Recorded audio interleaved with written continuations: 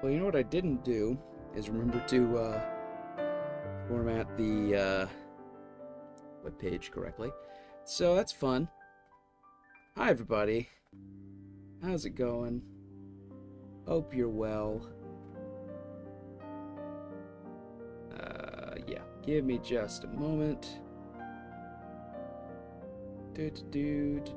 Transform. Okay, top. Boop, boop, boop. We crop the top. But not a crop top. Get it? Hi, Wax. How you doing? Hope you're good. Boop, boop, boo, boo. Okay. Scooch this down here. Yeah, that looks good. And then we...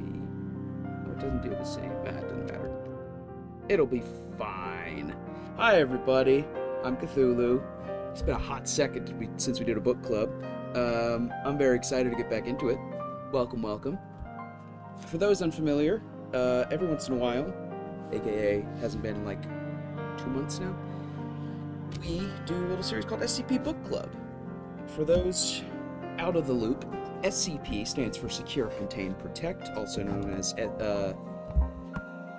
Special Containment Procedures. Hi, I make videos. Also, win more Wobble Dogs. We might do more Wobble Dogs soon. Let's just see. My mom and I have talked about it, so don't you worry. It also stands for Special Containment Procedures because every article on the wiki, it's a collaborative fiction project, mostly focused on horror, but also focused on just general sci-fi and weird vibes.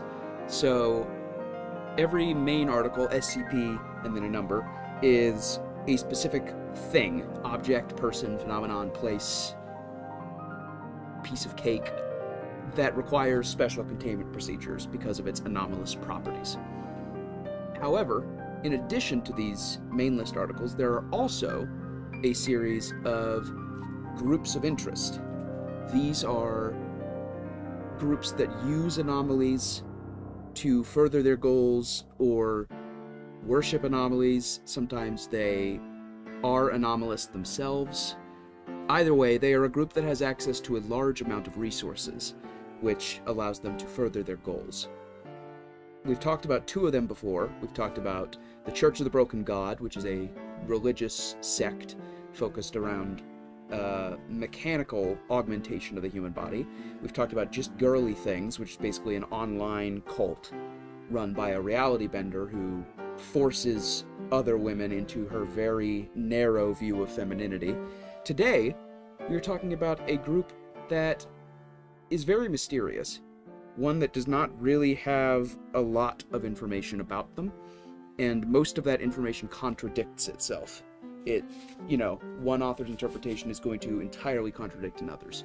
We're talking about Nobody, a very mysterious group within the SCP universe, one that still to this day does not really have a definitive answer, and that is sort of the point of its existence, is that it is very open to interpretation. And I will be showing you the basics of it, as well as a couple of those interpretations today. So, Nobody came about as a result of the 2014 Groups of Interest competition, the point of which was to form a team and create a small group of stories for a group of interest. I'm unsure if Nobody already existed before this point, or if this was its actual inception. It's unclear to me. Either way, the original hub for Nobody was created during this contest, and that's what I consider to be really its inception. If someone has any more accurate information, let me know. Essentially, they would multiple authors would create a team, get together, and create tales and articles about that group of interest. Now, this group that created Nobody, unfortunately, did not actually get to compete in the contest because they didn't end up getting enough minimum number of articles to actually be judged with the rest of the contest. They were one of a group of 7 teams that entered into the contest and did not end up being judged. They ended up being disqualified. However, Nobody still ended up getting on the wiki, mostly in the form of this hub here, the Nobody Hub, as you can see. There were several different articles and different pieces of information on this hub. I will start here. Forward. The following document was recovered by Agent Blank on blank 1954. Blank claims he was given the note by another agent whom he did not recognize. Full account of the incident can be found in document GOI 006001, Nobody First Appearance. The text details information on the supposed group or individual entity referred to as Nobody. The information is vague and inconclusive. Hang on, pardon me. The information is vague and inconclusive. Known information includes: no two individuals operating under the alias Nobody have been seen active at the same time.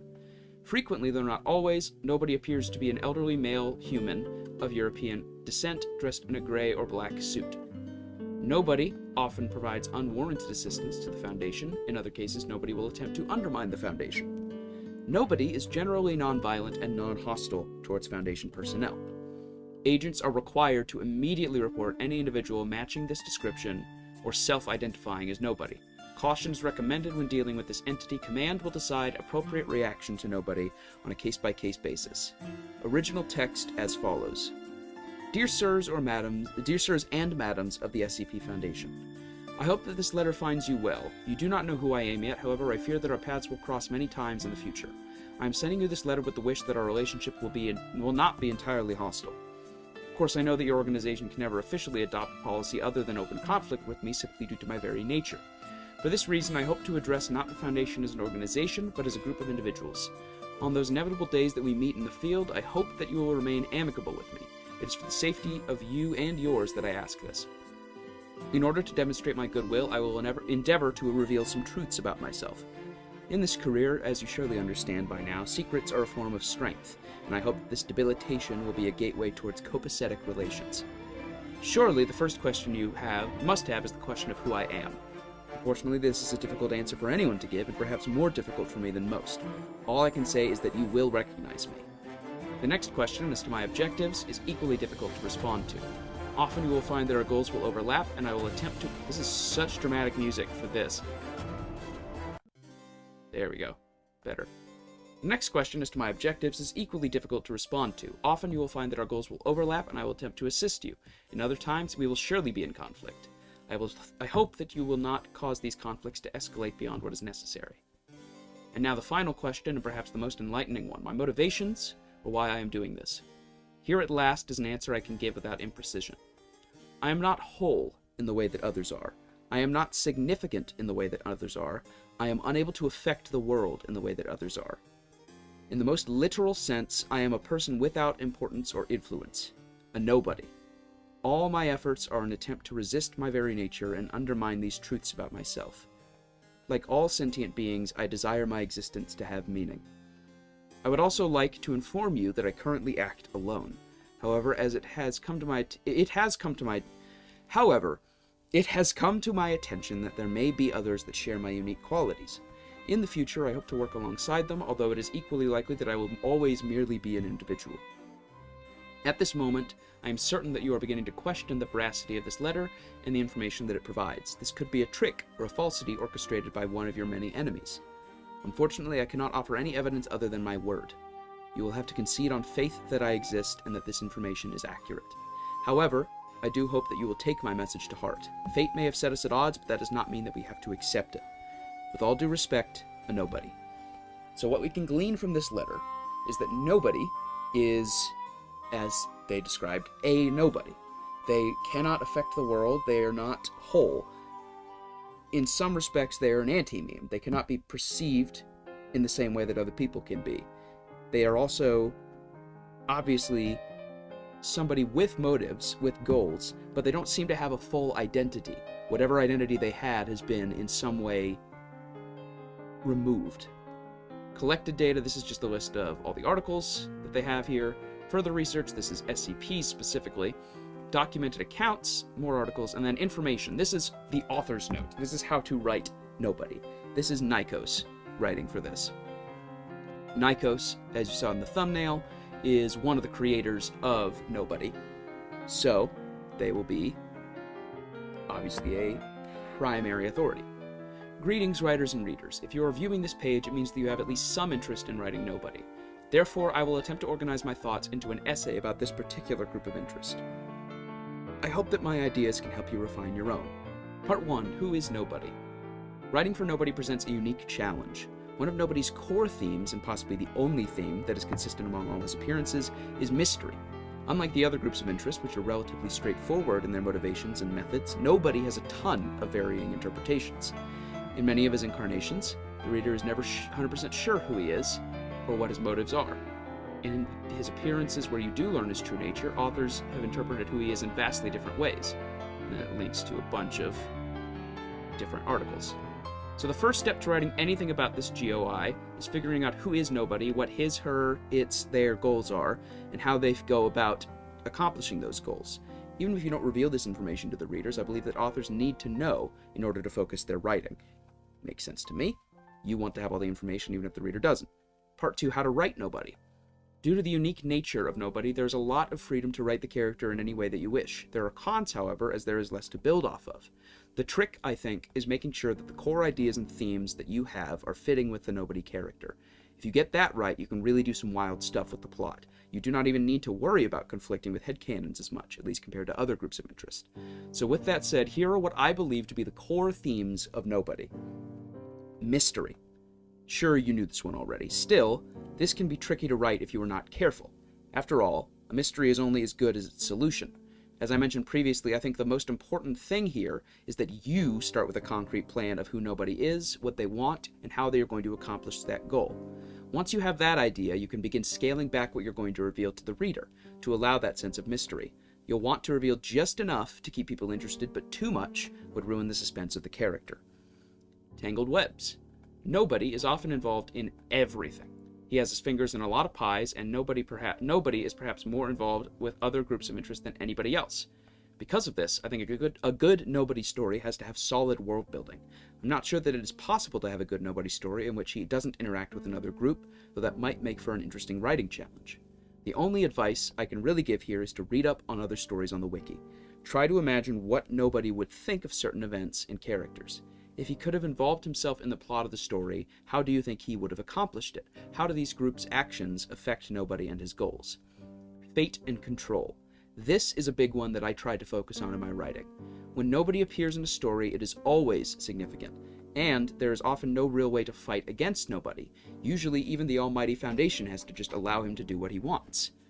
This brings up some interesting points about agency. If Nobody can appear anywhere and just mess everything up, how much control does anyone really have over their surroundings? In my writing, I tried to invert this theme and show that it is actually Nobody that has little control. Regardless, I think asking the question, who's in control in your writing, will really make it interesting.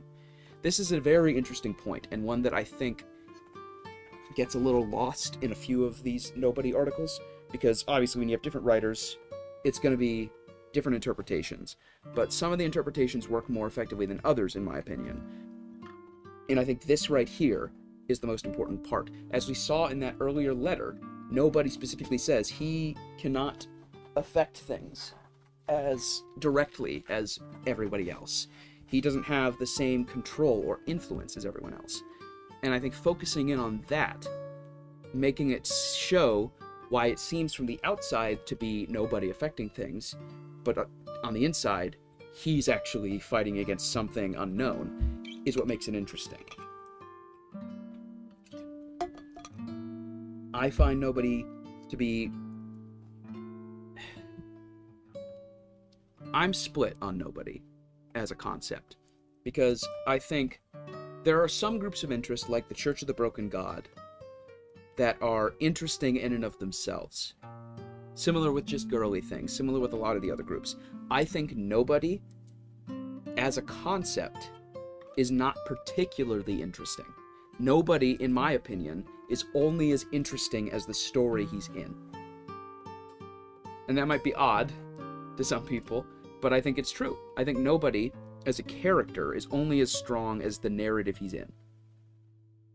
Not to say that there aren't really interesting stories featuring Nobody, and that he hasn't been written in interesting ways, but I don't think the initial concept is really what's going to sell stories about Nobody. Nobody is the first domino. You have to set up everything else, where with a lot of other groups of interest, they set up the first few for you. Nobody is a very thin concept by design. It's meant to be mysterious, meant to have not a lot of groundwork.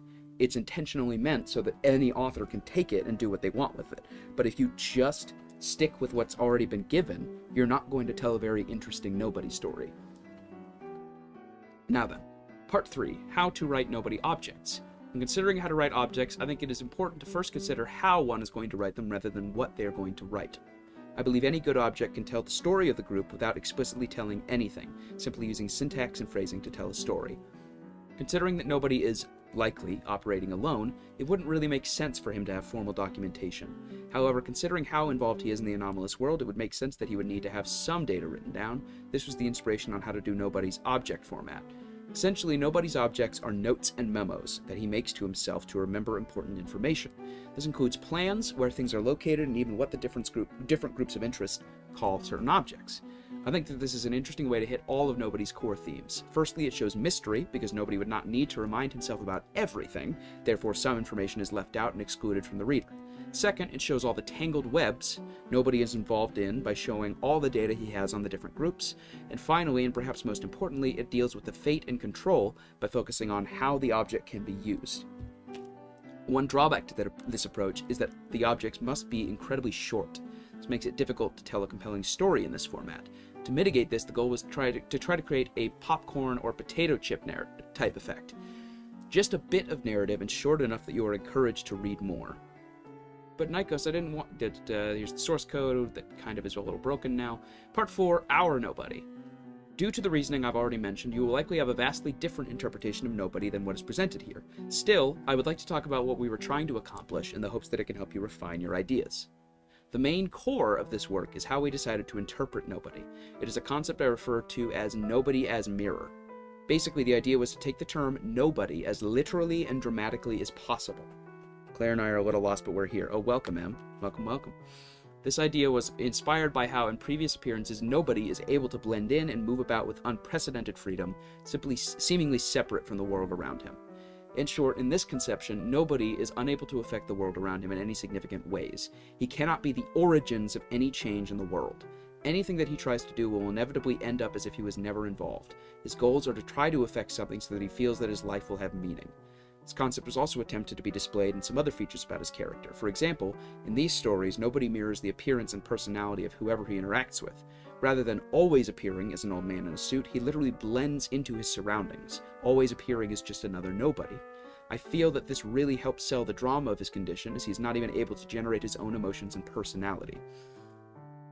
Another core element of this work is an attempt to bridge all the different interpretations of nobody. Personally, I feel that nobody would be more interesting as a true group of interest rather than just an individual. Therefore, these stories hint at the possibilities of there being multiple nobodies. In fact, it is possible that all the varying interpretations are simply other people that share his anomalous traits. I think this goes a long way to bridging all the different interpretations and can create some cool world-building opportunities.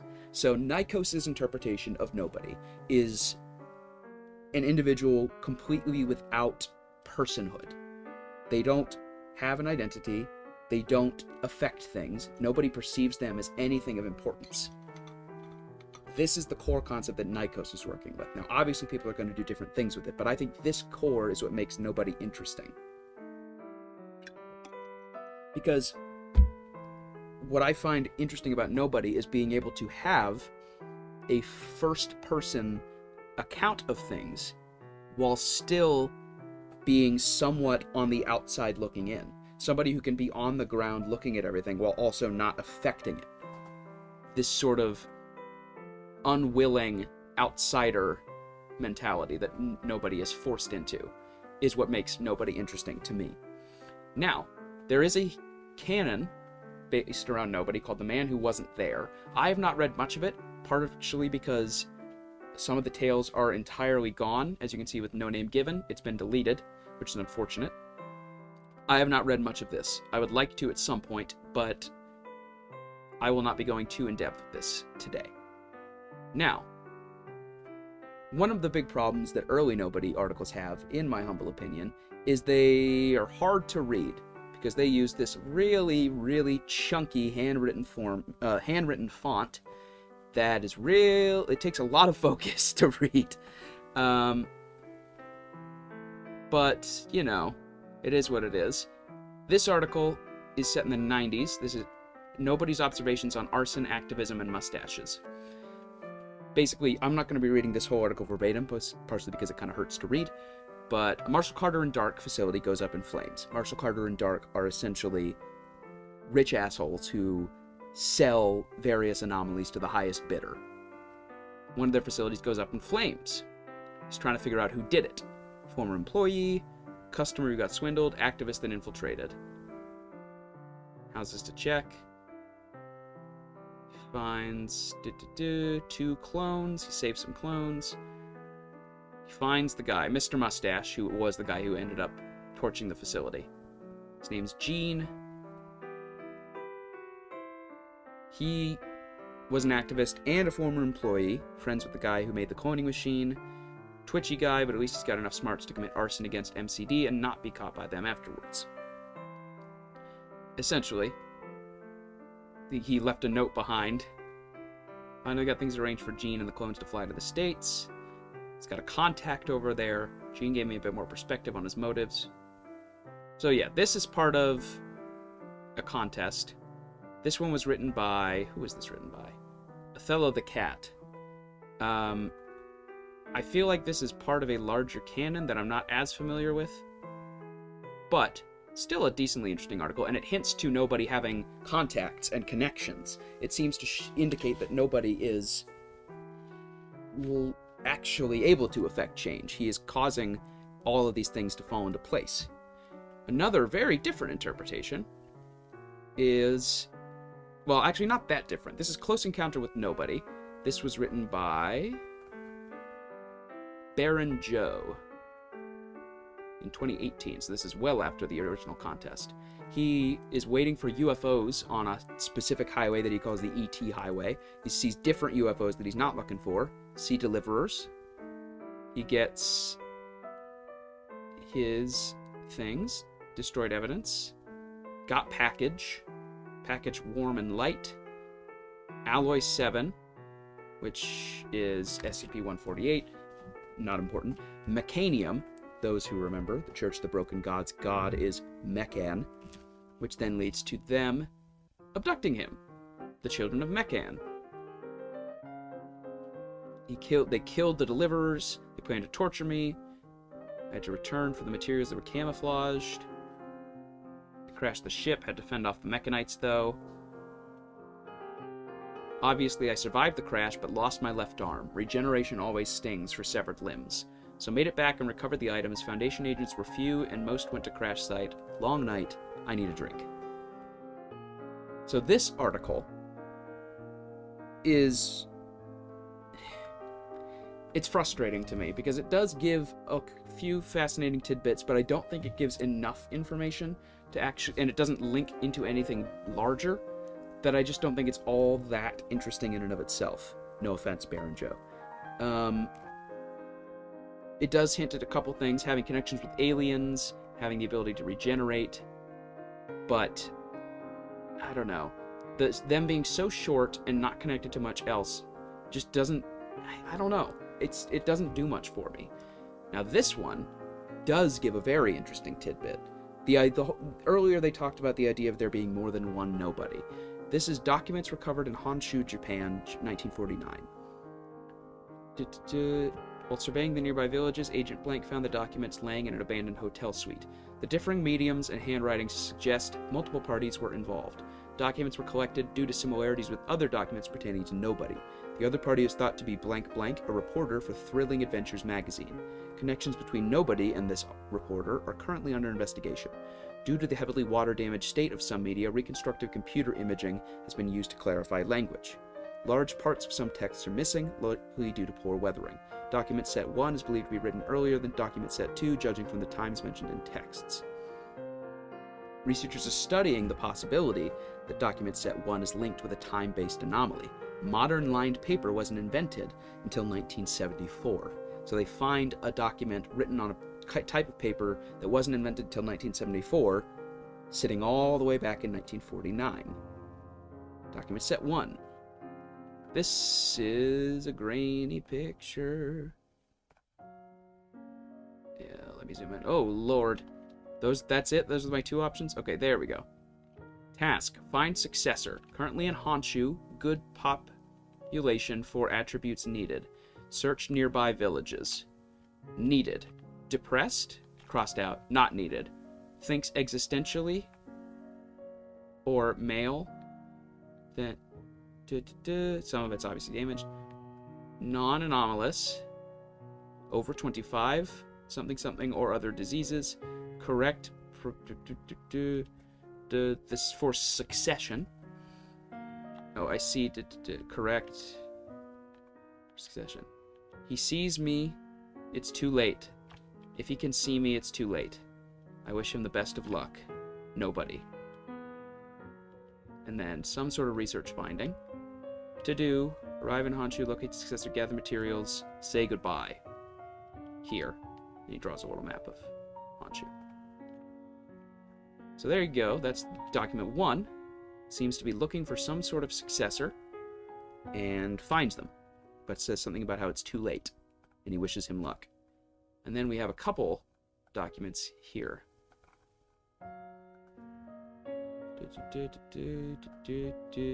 Okay.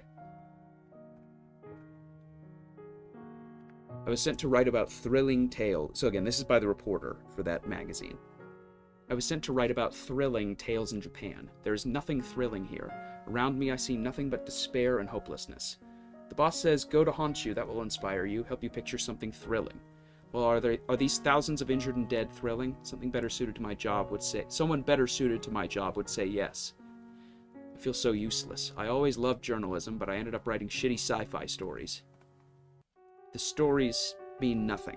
Just meant to be read for enjoyment on Saturday mornings. If I was a real journalist, maybe I could help these people. But instead I'm here, being worthless, using these people's tragedies as writing material. Hold on. A man dressed in a full suit is headed this way. He's not of Asian descent. Why is he here?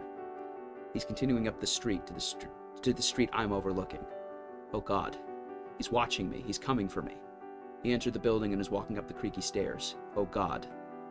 Stop, stop, stop, stop, stop, stop, stop, stop, stop, stop, stop, stop, stop, stop. I do not want this. This will not fix me. I am nothing. I am nothing. I am nothing. I am nothing. I am nothing. I am nothing. I am nothing. Stop. His handwriting slowly turns from uppercase to lowercase, as you can see. It's 7:30 a.m. and I feel completely fine. I feel like nothing happened. But I can't forget what happened, nor can I remember it. That man did something to me. I am scared the change is drastic, that I am no longer me. Notes. Something terrible has happened to me. I am someone else now. I cannot help these people. I need to get a grasp on my surroundings. I have nothing, no clue where I am or why I am here. I have no clue who I am. No. I am nothing. To do. Find host. What? Find out what I am. Find a new job. So, this seems to imply that nobody is something that only affects one person at a time, but that it spreads. It talks about find host in the second note. This document implies that nobody is some sort of possession or some sort of infection that spreads from one person to the next, picking a specific host. We saw that the way the author's handwriting changed and the writing style indicates that they underwent a drastic change as a result of encountering the first nobody, and that they are the new nobody. Obviously, still a lot more questions than answers, but it gives us a tantalizing tidbit. And this is my favorite kind of nobody story. It's where it gives you actually information about nobody. It answers questions by asking more questions, rather than something like the Close Encounter article, which just asked more questions, didn't actually answer anything.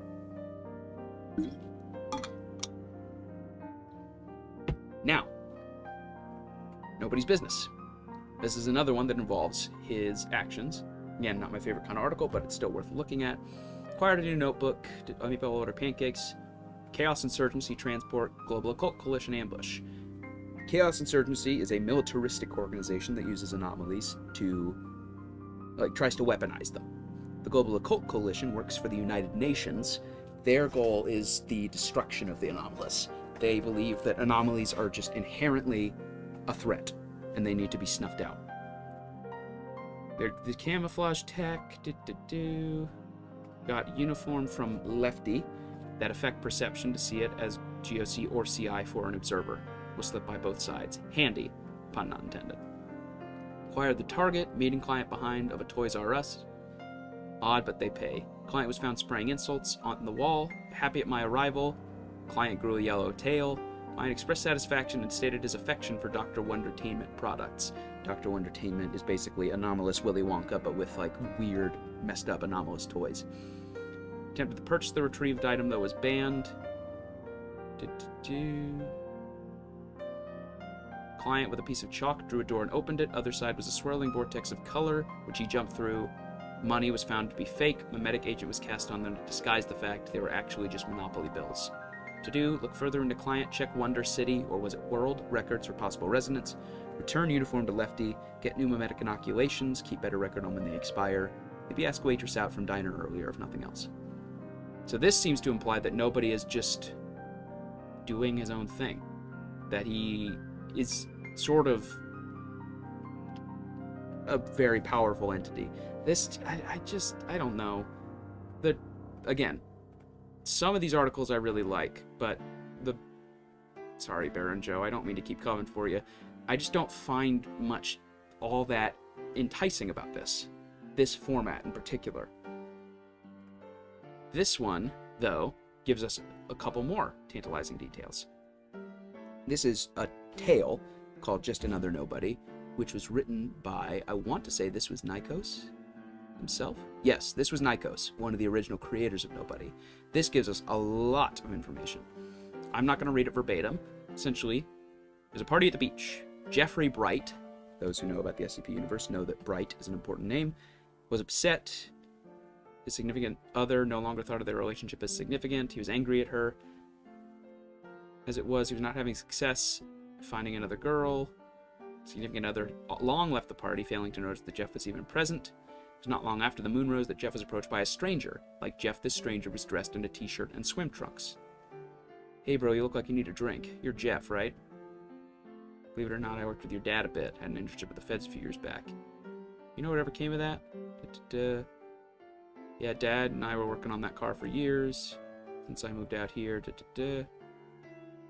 Last I heard, he was working on something in Switzerland. You know, they won't even let me see him anymore. I'm only allowed to talk to him through email. It's been that way for years. And have you ever thought about trying to see him? Last time I checked, I had to get a train or something to get to Lausanne. And I can't just, since you can't just fly there, and even then once I get there I wouldn't know where to start looking. Yeah, that's tough. To continue to talk about beer in college for some time. As the party drew to a close, Jeff and the stranger parted ways. Once on his own, Jeff attempted to remember the stranger's name, but he could not recall it. Actually, the entire conversation left him with an odd feeling. Perhaps it was, if his mind was more clear, he would have understood why he felt that way. The stranger was just so normal, so average, that it was hard to really keep his mind focused on him. Even thinking back now, not long after, it was hard to remember what he had said. As Jeff collapsed into his bed, he cleared his mind of these thoughts. After all, why bother worrying about some stranger on the beach and what he said? After all, he was just another college guy, just another party-goer, just another nobody. Nighkos mentioned in the page the idea of nobody as mirror. This is the clear example. It's not just that nobody is a guy in a suit going around. He reflects attributes of the person, he looks as normal as possible to whoever is observing him, so that they don't even register. The small coffee shop was quite busy. We jump ahead. A well-dressed woman nursed her cup. She was shaken out of her thoughts when a stranger approached. This person was also a sharply dressed woman in business attire. The stranger appeared to be a native Swiss. However, something seemed off. As part of her employment, the woman had been trained to notice these types of oddities. After a few moments, the woman's eyes grew wide and her posture tensed. She stammered, "Oh no, it's you. I haven't even finished my coffee yet." It seems that we have no need for pretenses, Director Otmar. I suppose I should call this in, but I don't feel like there's much point. I fail to see how it could have any effect. I'm not here to harm you, I simply seek information. So essentially, he tricked Jeff Bright into giving the location of his dad, Dr. Bright. I'm looking for Dr. Bright. I already know he's here in the city. I don't wish to waste time searching the whole of Lausanne by myself. And as the regional director, I'm sure you can assist me in this matter. Right, I suppose I should just cooperate and make this easier on myself. Tell you everything you want to know. I only wish to talk. For what it's worth, I can promise that no one will come to harm because of this.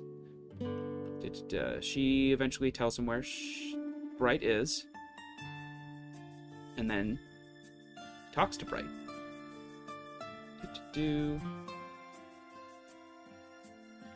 He talks about how he thinks he and Bright are similar. Dr. Bright, or Elias Shaw, as he's now known, is SCP-963? Yes. A amulet that is essentially possessed by the spirit of a dead SCP researcher, Dr. Jack Bright, which I guess they've changed it to. He died. His soul was trapped in the amulet. If the amulet is touched by any sentient being, his soul takes them over.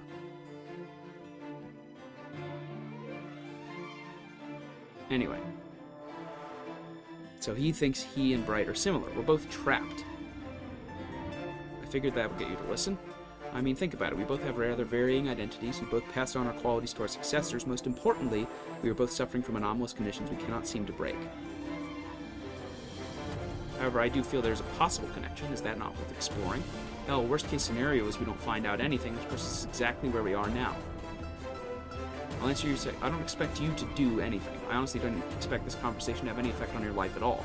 That said, I'm hoping that it does. I would say the result I most hope for is that we become allies after this encounter. To your first question, I'll try to explain this in a straightforward way. I think that the origin of your amulet and the origin of me could be related. So you're saying that I'm like you, presumably to say, a nobody. An artificial one, perhaps, or at least an attempt to do so. It's hard to say for certain. After all, how can you really measure the impact your life has had and compare that to how things would be if you never existed? But now, don't you think this might be worth looking into? And then he just leaves. I've said what I've came to say. I know I can't change your opinions. I mean, I literally can't. Whatever happens next, it has to be something you decide. So I guess I'll just have to wait and see what you do. If you ever want my help, look for me. You know how to find me. After all, we're kindred spirits, you and I. He did not return to work after his lunch break. He continued to sit for many hours. Fingers tracing slowly the ridges of the amulet beneath his clothing.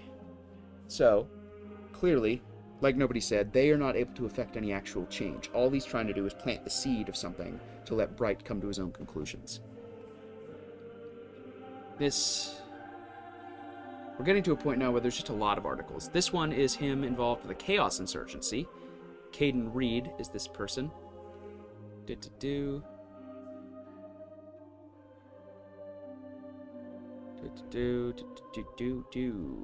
guy was a D-class, joined the Chaos Insurgency because he hated the SCP Foundation and wanted to escape.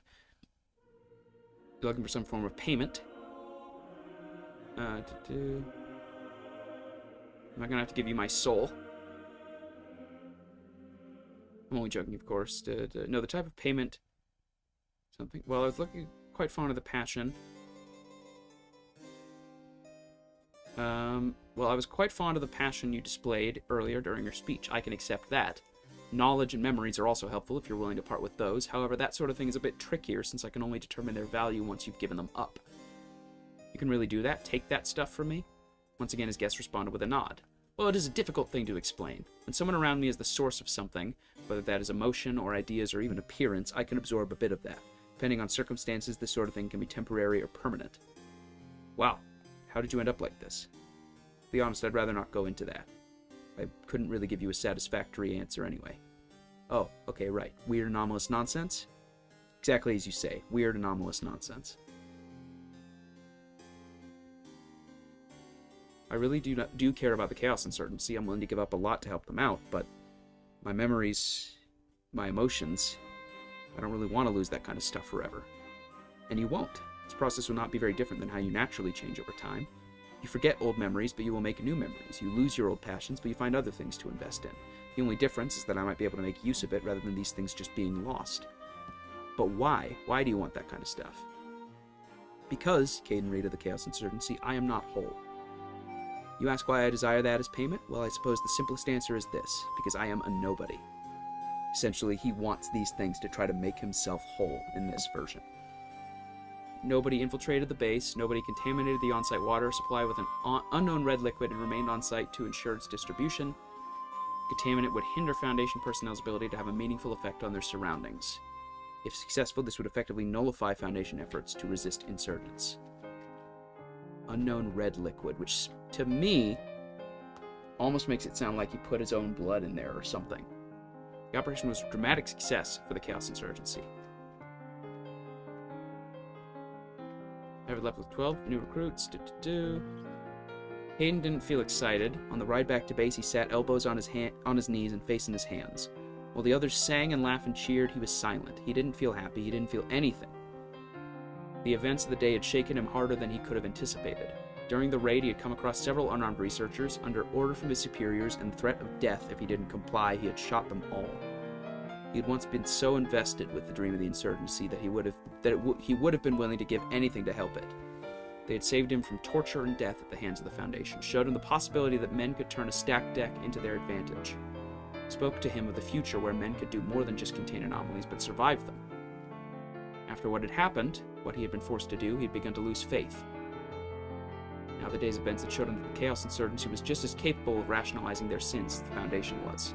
Though the two organizations were seeking different goals, they were both just as willing to take any means to achieve them.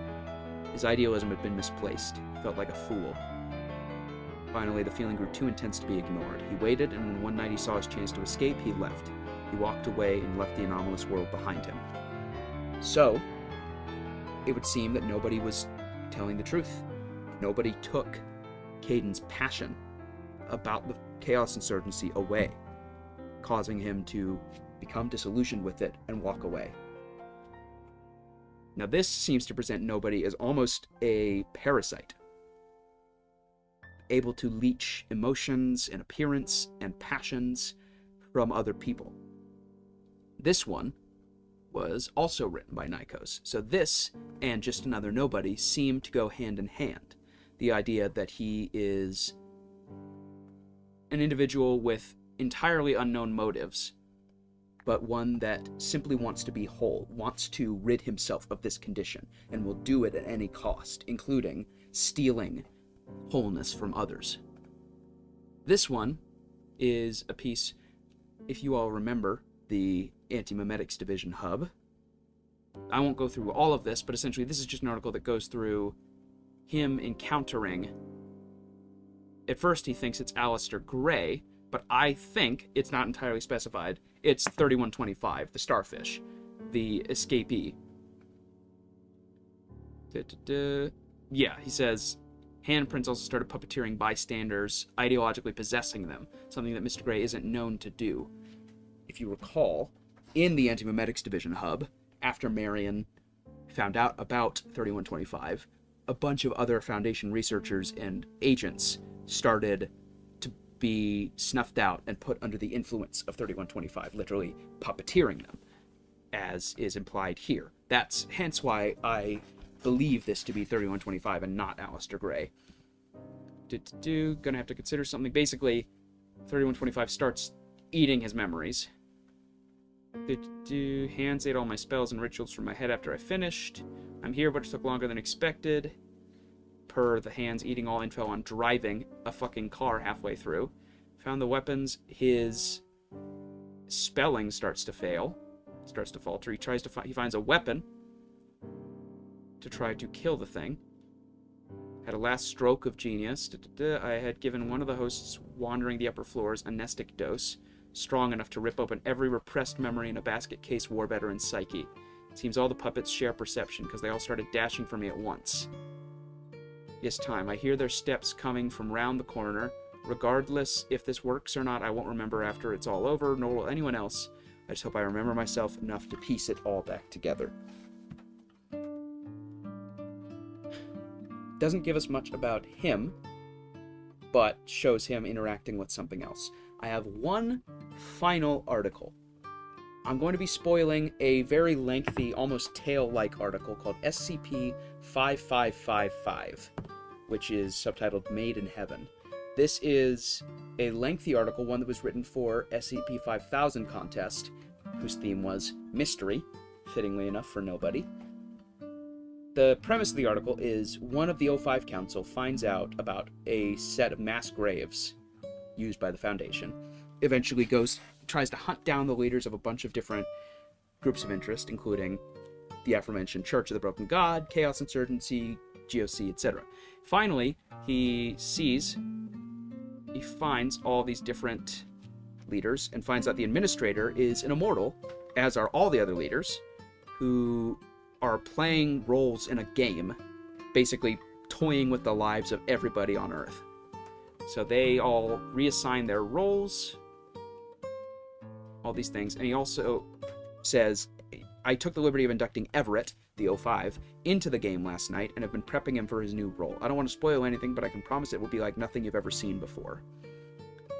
Followed by, I'm immortal now, not long-lived, not slow to age, unaging, one of them. I don't know how long they've been playing this game, or when they started, or why, but I'm part of it now. I've been assigned the role Nobody. My win condition is to kill the rest of them. They're mocking me. The joke's on them. I left this life because I thought the world needed a better man. Get it? Because his name is Man. I wanted my life to be more than violence and death, but they've taught me better. There is no greater good, no catch, nor collateral, nor consequence. But the joy of adventure, the thrill of the hunt, the fire inside me, those are real. I've assembled all my notes and files for you, the new overseers, as a warning. You know now what I accomplished as an old man. Ask yourself what I could do as an immortal, then do us both a favor and walk away. And Fritz, if you're reading this, I've got a grudge against you and all the time in the world to hold it. I've even got a to-do list. To do. Kill Fritz. This implies that Nobody was created as a new role in this game by a group of immortals. And essentially the role is to kill them, the group of immortals, just to fuck with him, because that's what he was doing already. Now, I didn't really answer a lot of questions, and that's because neither do any of these articles. These articles are very much about leaving you hanging and not answering anything. That's the vibe with Nobody, unfortunately. Not my favorite group of interest in the world, but I think it's an interesting concept, an interesting seed of something that obviously is going to depend on really good authorship to make interesting. So, I don't have much else to say. To summarize, Nobody is a nobody, a person without identity, without the ability to affect things. Depending on the interpretation, they were created by a group of immortals, or simply happened upon their condition, or it's something that spreads from person to person, or there are multiple nobodies. In essence, their goal is to affect things, to change things, because they are unable to do so 99% of the time. I don't really have much else to say than that, I'm afraid. So, with all that said, thank you all for watching. Appreciate your time. Feel free to read all the articles in the description. I've got them linked and licensed. You can also check out my Discord server, where I post my stream schedules and upload schedules. You can like, subscribe, comment, ring the bell. You can visit my Etsy shop. I have a bunch of clay figures on there, including this lovely little pyramid head. Yeah, not much else to say. Thanks for watching. Hope you all have a good rest of your Sunday, and